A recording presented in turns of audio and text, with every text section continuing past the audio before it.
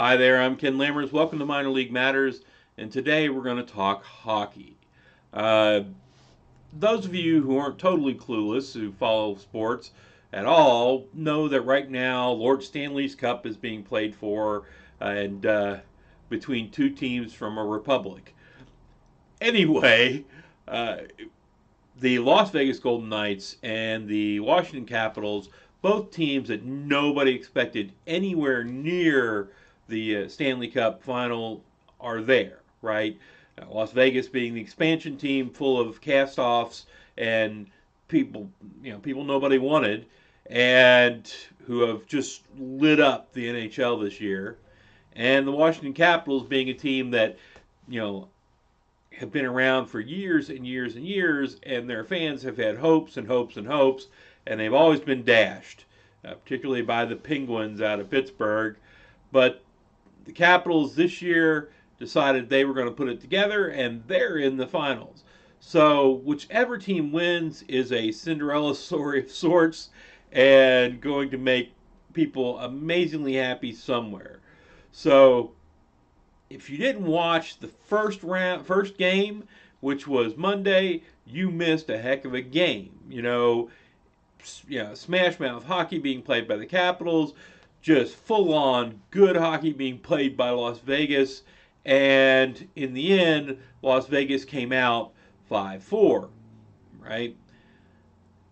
Last night they played the second game, and the Capitals, who didn't have their player who should have been suspended Wilson, and to be fair, neither did the Golden Knights, Las Vegas Golden Knights, have their player who should have been suspended. The guy who came out and was a sixth man on the floor and started a fight with somebody. Both of them should have had somebody suspended, and not for just one game.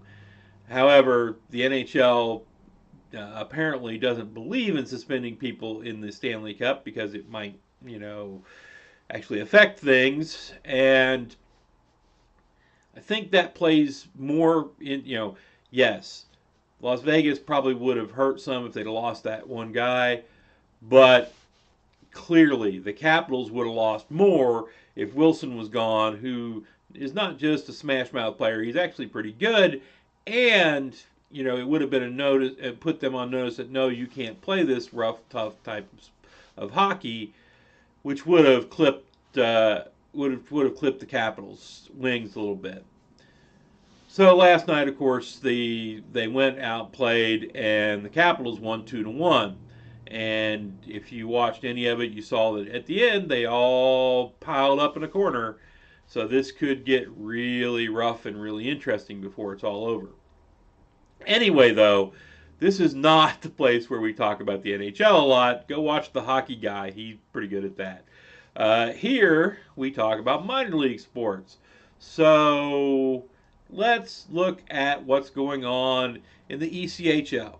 The ECHL is what, the equivalent of AA hockey, or if you're used to more European stylings, the third tier of hockey, however you want to say it.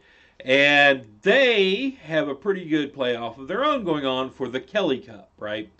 And they tied 1-1 in the series going into last night, and they looked at what Las Vegas and Washington did on Monday, and they said, we can do that too. And so they went into it, and they had a truly interesting game last night. Going into it early, the first period, Colorado decided they were going to play tough, rough, and within the first 3 minutes or so, they had two guys in the box, two guys on penalty. The Everblades, are too good a team that if you give them 5-3 advantage on power play, and of course they scored, right? Now, apparently though, not apparently though, within less than a minute, Colorado comes back and gets one of their own, right? Then the Everblades apparently decide they're going to play tough and rough hockey, And during, two power plays, the Colorado is able to get two more goals. So at that point, it's 3-1 Colorado. Looks like a pretty substantial lead. Well, not so much. Without even having a power play to, some sort of advantage, before the end of the period, the Everblades come back and tie it. As a matter of fact, the last goal came with 12 seconds left in the period and was pretty impressive that they were able to get it back. So we've got just an amazingly good game going on, or interesting game going on here, and it's tied 3-3. We go into the second period, and in the second period, the Everblades come out and they score 5:29, they score. And so they're the only score in the second period. There are a number of penalties that period, too. Then we go into the third. And in the third, about halfway through, the Colorado Eagles score again. Their forward, Ryan Olsen, scores, and it's tied. Interestingly enough, no penalties, 0 penalties in the third period. Now, I don't know if that means that both teams straightened up all of a sudden, which is quite possible, or if that means that the refs weren't calling things because they didn't want to be the deciding factor in the game. Quite possible.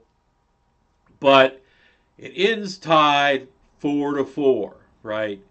So they go to the overtime playoff because apparently Colorado's not capable of going through the playoff system. They had a lot of overtimes in the last round too, and lo and behold, at 7:14, Ryan Olsen, the guy who tied it, is the guy who wins it, and the Colorado Eagles take a 2-1 lead in the series on a 5-4 overtime win.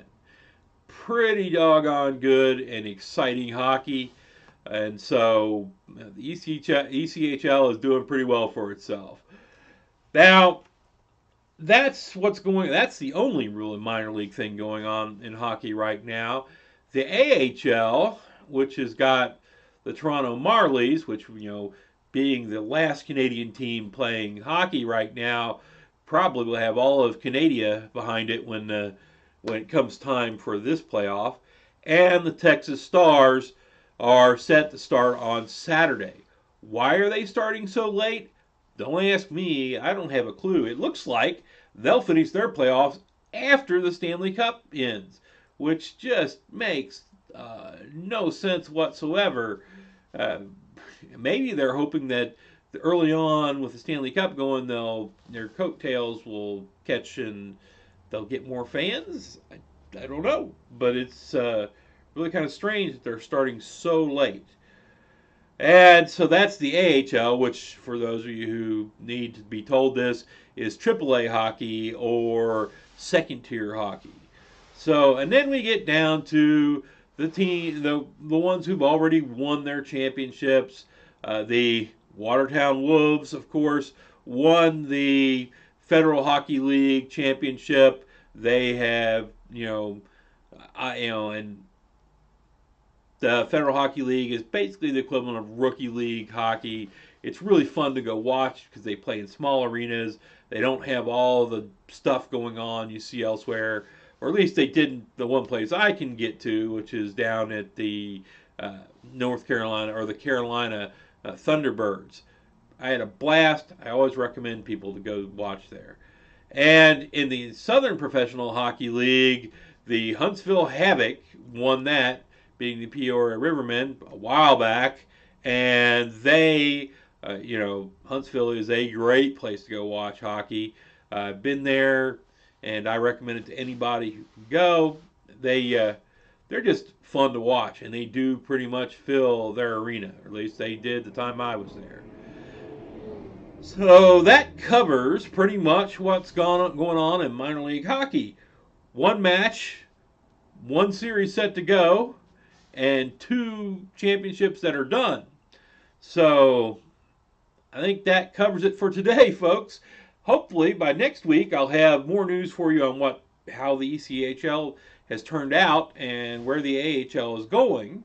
And until then, if you like what you see here today, click like. If you like what you see around here generally, click subscribe and comment below. Like I always say, I can't promise I will reply to everything. I do have to work the day job for some reason. My boss wants me to do that if he's going to pay me. I know it's kind of unfair, but it seems to be the way the world works. And beyond that, if you want to contact me directly, you can do it on Twitter. I'm at LammersK, at LA2MsERSK. And beyond that, I'll say the one thing I always say: if you got some spare time and if you got some spare change, because that's all it really seems to cost, go watch some minor league sports. And until next time, folks, y'all have a good week.